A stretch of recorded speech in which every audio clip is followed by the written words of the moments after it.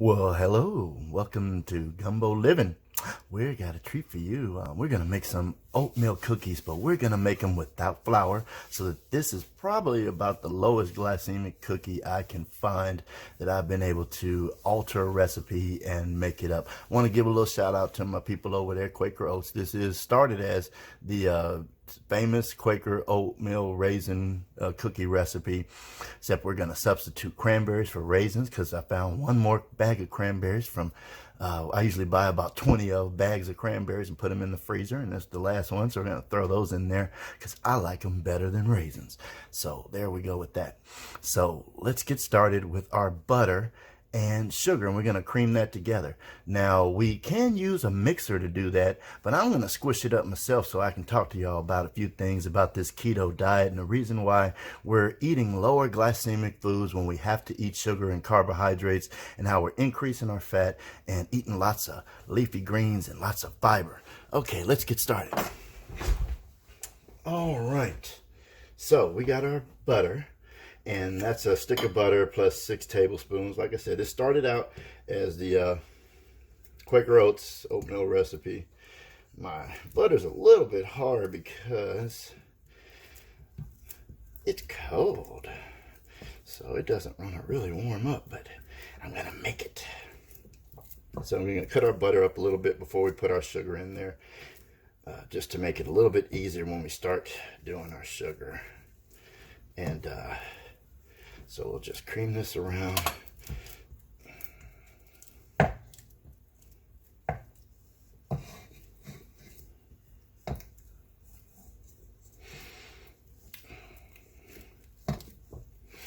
Okay, that's pretty much good enough. All right, and then you got your sugar. This is not exactly their recipe because they call for more brown sugar than granulated sugar, but I kind of decided that it works out better if you do half brown, half white sugar. They call for 3/4 cup of brown sugar and a half a cup of white sugar, but I basically add that together and then divide by 2. And what you basically end up doing is you get you 1/4 of a cup measuring cup, and you put a couple of brown sugars in there, and you put a couple of white sugars in there, and then you take that same 1/4 of a cup and put it halfway packed with brown sugar, and then fill the other halfway with white sugar. And that's what I did here. So we got a bunch of sugar and dump that in. Not too hard. Okay, so let's get that up.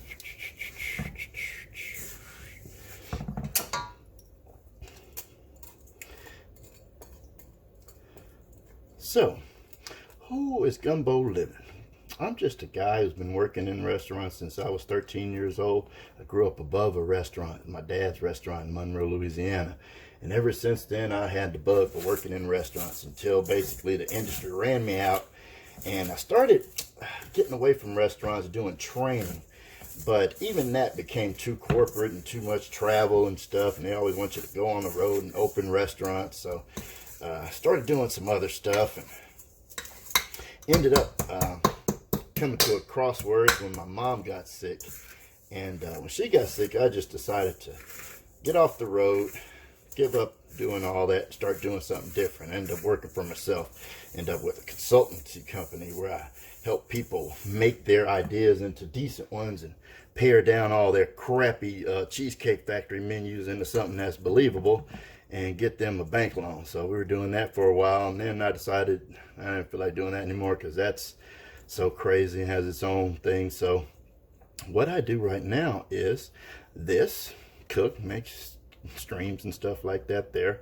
I'm also a kind of mechanic. I'm not certified in any way, but I've been fixing cars since I bought my first one when I was 16 years old behind my parents' back, and had to fix it up because the guy cheated me and it had a blown head gasket. So I decided then and there I was going to figure out how this thing worked, and took it apart and fixed that head gasket and never looked back. And when my mom got sick, I actually had time to go to a community college and start there, and figured out pretty much it's all about problem solving. Once you know how to do that, it's no big deal. So I buy cars and I fix up stuff that people don't want, problems they think are big problems, something that's a lot of work that nobody wants to do, and then I resell them. So I do that too. So we'll do car stuff too some days. your interest, if any cross interests exist in that. So, all right. So Tucson, why aren't you doing this the easy way? Why don't you just go on over there to the mixer and mix it on up? Well, because life's short and it's about doing things that you like doing, and I actually like mixing stuff up the hard way, and I'll tell you why. Because you get more air into it. When you mix stuff up in the automatic mixer, what do you usually notice? You constantly have to stop it to scrape the sides anyway, right?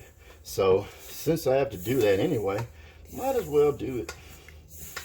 And be some nice forearms for the ladies. All right, that's working itself together. Working itself together. All right. So let's try that again. Okay, so at this point, we're going to put all our juicy stuff. That's the last of that sugar. I'm going to put my eggs.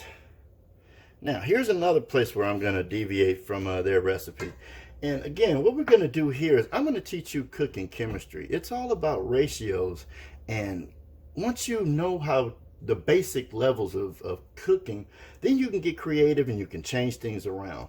But like in this recipe, I changed some things, but one thing I couldn't change was the ratio of how much dry stuff I need to how much wet stuff. So, you know, knowing that kind of thing will help you be able to be creative. And we're going to go through all that. So we're going to a couple of eggs, but instead of vanilla, I'm going to put butter pecan because I like that better. And usually going to put about a teaspoon. I'm just going to finish that bottle off because it doesn't matter if it's a little bit more than a teaspoon. There's a little more flavor. And plus, worked out right. All right, see what else wet goes in there. That's it. So let's mush those eggs up. Don't be tempted to try to mix it all together all at once. Just keep going.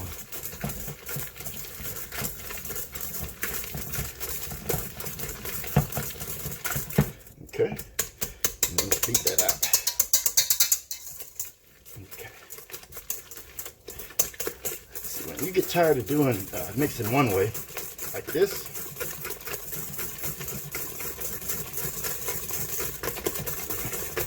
then you just turn it and mix it back.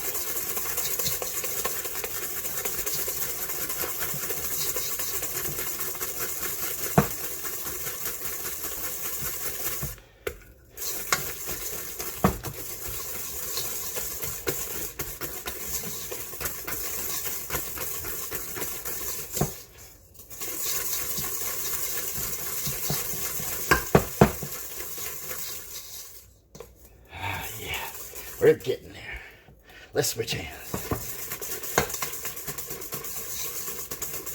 So, all you people who pay more than $50 to go get in the car and put your little cute gym clothes on and pay Ralph to tell you how to work out, you could do that, or you could do some work like this.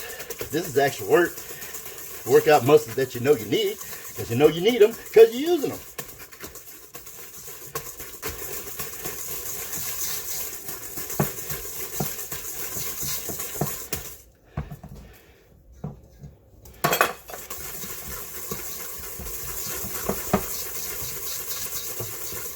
Okay, I challenge any mixer to do a finer job. Now, let's add some dry ingredients. Now, I promised you cookies without any flour. So where are we going to get the flour from? And I'll tell you where. Right here. Anybody at home know what this is? I'm sure some of you do. It's a NutriBullet. The NutriBullet is a great, I think best mixer I've ever seen. And I'll tell you why. Because even bar mixers that have to constantly crush up ice do not have the RPMs they do. And if you do get RPMs the same as them, you're going to pay a hell of a lot more for it. You're going to pay a lot more for it. And it's going to weigh about 15 pounds too because the motor's so big. So for the price, I guarantee you the versatility. Get yourself a NutriBullet. Watch this. So we're going to take, excuse me, I'm breathing hard because I did some work. Let's see. So I needed a cup and a half, so that's about what this is. But we'll measure it out to make sure once we're finished. Now it's gonna be loud, so hold your ears.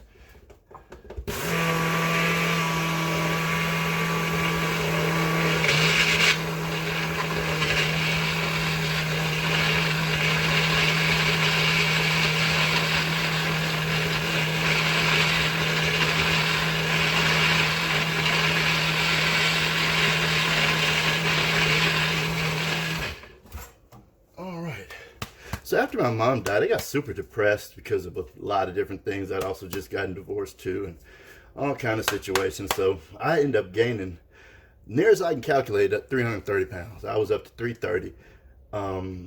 And then I looked around and said, well, this is stupid. And I watched that Netflix special about the magic pill, and I like to thank Netflix for putting that on. I'm sure it didn't make them a whole lot of money when they first grabbed it, but then people like me spread the word and became a thing. And that's a picture I recommend for anybody who actually is willing to listen to reason.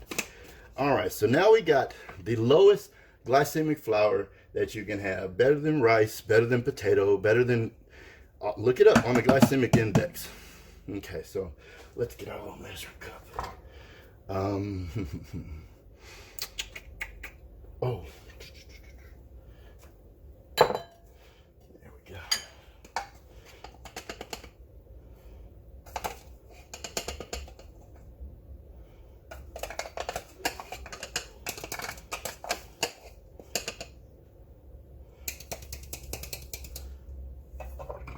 Okay, I'm gonna put that back in there because this is what I'm gonna do. Now, if you've ever made oatmeal cookies, you know that if you ever made them where it had a funny, salty flavor, most of the time it's because you put too much baking soda. People do that because they think putting more sometimes gonna do more, and it's not true. When you put more baking soda, it turns itself into salt, and it's only gonna rise as much as there is sugar in it to make it rise. So it's no need putting more. So we got our teaspoon of soda. We're gonna drop that in there. I like pink salt, so I'm gonna put some pink salt.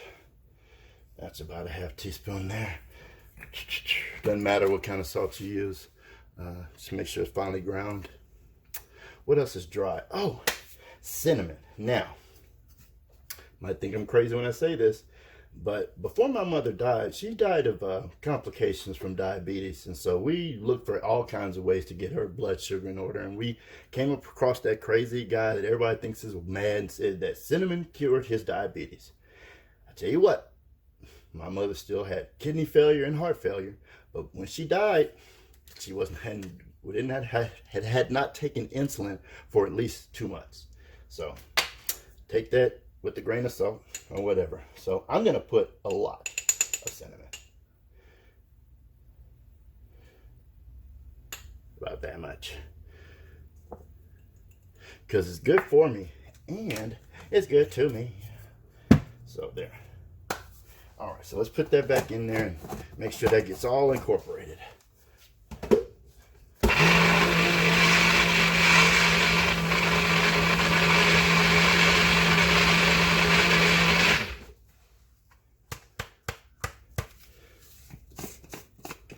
Okay, now you just dump all that in there.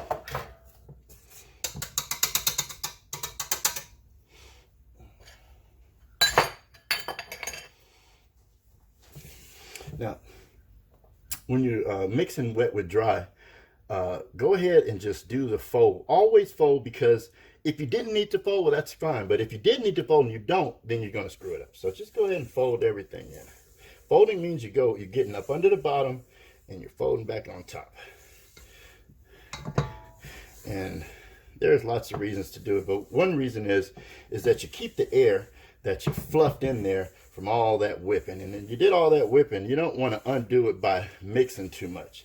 So we're going to mix this just to the bare minimum of mixing. Okay? Just to make sure it's in there.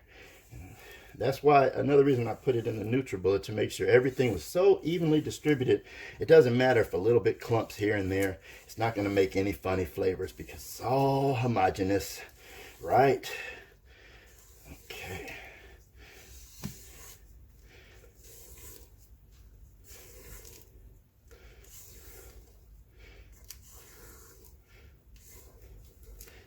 Okay, so you just move everything around, make sure you got it all incorporated there.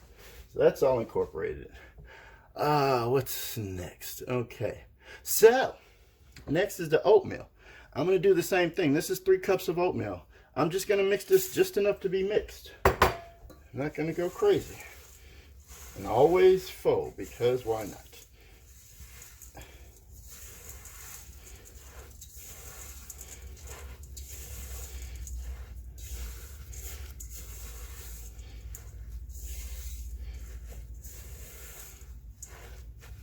Okay, that's good enough. Now, our handy dandy cranberries.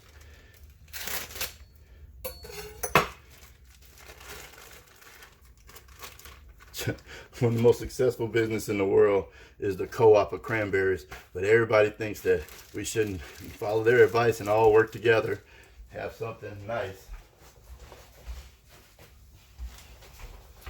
Believe it or not, you don't get no cranberries unless they come through Ocean Spray. Not one. Ain't no all-grain cranberries. Look closely. The bottom of the bag. You'll see Ocean Spray Co-op on there. So I'm going to push on these a little bit just to break a little bit of the berries up. But it really doesn't matter because they're going to break up when they cook. And they're going to become craisins. So there's no reason to really make them craisins first. You could. Most of the new ovens or ovens made in the last 10 years usually can go down to about 170, 160. If they can, then you just put them on a tray and let them dry out about an hour. And they'll dry out for you. If you want to make a little sweet treat, just sprinkle a little bit of sugar on top. Or honey. And when they dry with honey on them, they'll be nice and sticky. But boy, I tell you what, it'll be good. Okay, so there's your cookies. Don't that pretty? I think so. So what I'm going to do now is I'm going to go away for a little while. I'm going to turn the oven on and make sure it's preheated to 350 degrees. Make sure the little oven goes beep beep, ready to go. I'm going to get my tray ready and show you how we're going to lay these out on the tray, and then we'll cook them on up. See you in a second. All right, welcome back, y'all. Okay, so let's get that light out the way a little bit. Yeah, that's a little bit better. Okay, so we're gonna dip these cookies out, and let's talk a little bit about baking sheets. So I've got what you see is we call a hotel pan, and it fits a very specific rack and a very specific oven and all that stuff, but it'll fit any standard size American oven. But most people don't have that kind of size pan in their house. They usually have a half pan. But let me recommend that you stop throwing your money away every time you buy parchment paper.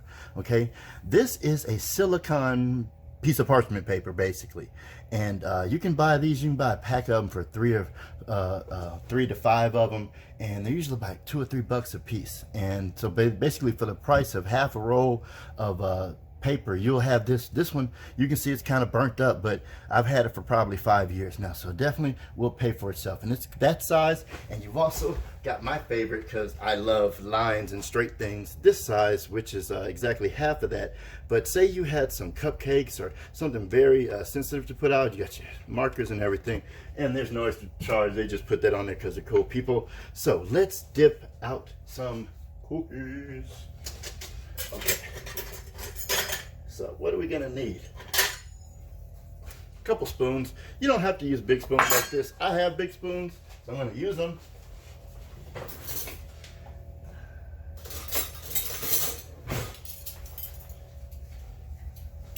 But you can use spoons like this. I'm gonna use this spoon and just show you how we do it. So.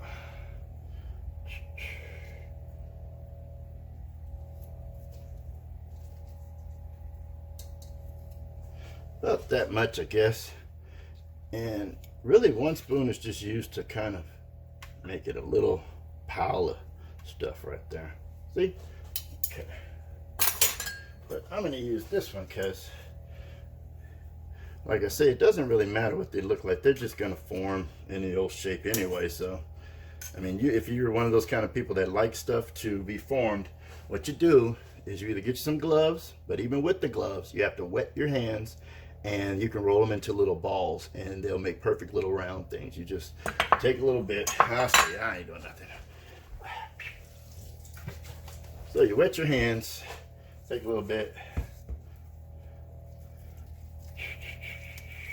And you see the reason I wet my hands, it won't stick, because that's oil and water don't mix. And you do that, and we'll see if we can tell the difference between me doing that and me just making little blobs. Okay, we'll make a couple of those so you can make sure you know which are which. Those are going to be kind of big. And let's talk again about what? RTE, ready to eat foods you do not touch with your hands. If you are going to cook it, it's fine to touch it with your hands, because there is no bacteria on your body that can't be killed with cooking. Okay? But just remember, if it's about to go right in your mouth, don't touch it with your hand. All right, let me wash my hands up a little bit here.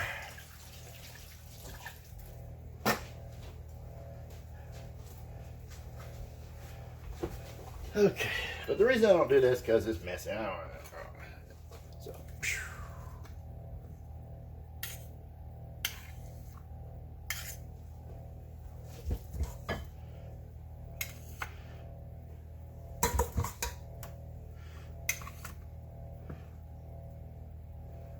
I'm gonna fix those. Don't worry. I know the OCD in my sister's probably wigging out. But see, I just want to show you guys that, you know, it doesn't matter once you get them down here. As long as they're kind of touching, they're going to make their own little shapes. So you just kind of take the spoons. And I don't like that one, so I think I need a little more on that one. So let's put a little bit more. All right. Put a little bit more on that one.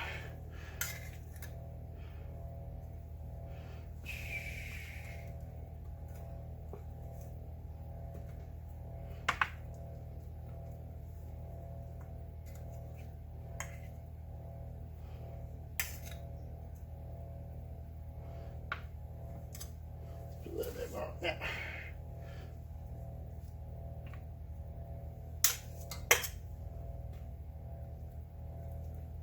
Okay, that looks good to me. All right. It's probably going to take 10-ish, 12-ish minutes. So I'm going to say bye-bye to you guys for 10 to 12 minutes, and then we'll show you when they come out. All right, guys. We're back. And we got our cookies out the oven. Of course, we're not going to put anything hot on our cutting board, so right there. And of course, we're not going to touch them and do anything until they cool for a little while, right? So you remember how we made the little balls, right? Those are the ones that look like circles, and the ones that I just made a pile, and some of them who got too many berries in them, that's why those did like that. But I guarantee you those will be my favorite one, because those berries, when they all clump together, they make sugar. So all right, so these are going what your cookie's going to look like. But I just want to show you. Let me get a spatula.